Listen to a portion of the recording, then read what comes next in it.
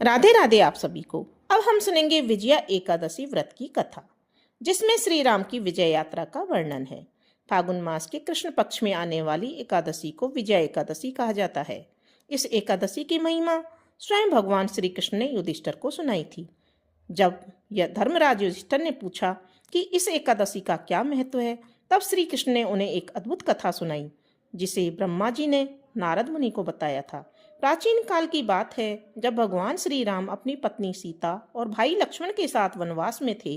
One में रहते हुए दुष्ट रावण ने माता सीता का हरण कर लिया था। इस घटना से श्री राम अत्यंत व्याकुल हो उठे और उन्होंने सीता माता की खोज में वन वन भटकना शुरू किया। इसी दौरान उनकी भेंट जटायु से हुई, जो रावण से युद्ध करते हुए घायल अवस्था में पड़े थे। जटायु ने अपने अंतिम समय में श्री राम को सीता के हरण की जानकारी दी। श्री राम ने आगे बढ़कर कबंध नामक राक्षस का वध किया और फिर सुग्रीव से मित्रता की। इसके बाद वानर सेना एकत्रित की गई और हनुमान जी को लंका भेजा गया। हनुमान जी ने वहां सीता माता से भेंट की और श्री राम की मुद्रिका देकर उन्हें आश्वस्त किया। लंका में रावण की शक्तियों का अनुमान लगाकर हनुमान जी वापस लौटे और श्री राम को सारा विवरण कह सुनाया।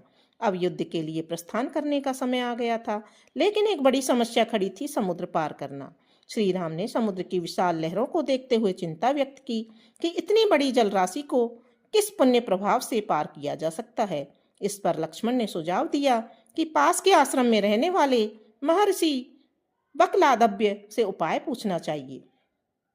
श्री राम तुरंत मुनि के आश्रम में पहुंचे, उनसे विनम्रता पूर्वक समाधान की प्रार्थना की। महर्षि बकदालभ्य ने कहा, रघुनंदन, यदि आप फागुन कृष्ण की विजया एकादशी का व्रत करें तो निश्चय ही आपकी विजय होगी। यह व्रत अत्यंत पुण्यकारी है और इसके प्रभाव से आप अपनी वानर सेना के साथ समुद्र पार कर लेंगे और रावण पर जीत भी प्राप्त कर लेंगे। मुनि ने व्रत की विधि विस्तार से बतलाई। उन्होंने कहा कि 10वीं तिथि को एक कलश स्थापित किया जाए, जिसमें जल और पल्लव डालें। उसके ऊपर भगवान नारायण की प्रतिमा स्थापित कर विधि पूर्वक पूजन करें। एकादशी के दिन स्नान कर धूप दीप नैवेद्य से भगवान का पूजन करें और रात्रि जागरण करें। द्वादशी को सूर्योदय के बाद कलश सहित अन्य वस्त्र और दक्षिणा ब्राह्मण को दान कर व्रत पूर्ण करें। श्री राम ने मुनि के निर्देशानुसार विजया एकादशी का व्रत का पालन किया। इस व्रत के प्रभाव से समुद्र ने स्वयं मार्ग प्रदान किया, जिससे वानर सेना ने पुल बना लिया और लंका पहुंचकर रावण से युद्ध किया। अंततः इस धर्म युद्ध में श्री राम की विजय हुई, रावण का अंत हुआ और माता सीता पुनः उन्हें प्राप्त हुई। ब्रह्मा जी ने कहा, हे नारद, जो भी व्यक्ति विधि पूर्वक इस एकादशी का व्रत करता है वह जीवन में सफलता प्राप्त करता है और मृत्यु के बाद अक्षय लोक में जाता है। यह व्रत पापों का नाश करने वाला और मोक्ष को प्रदान करने वाला है।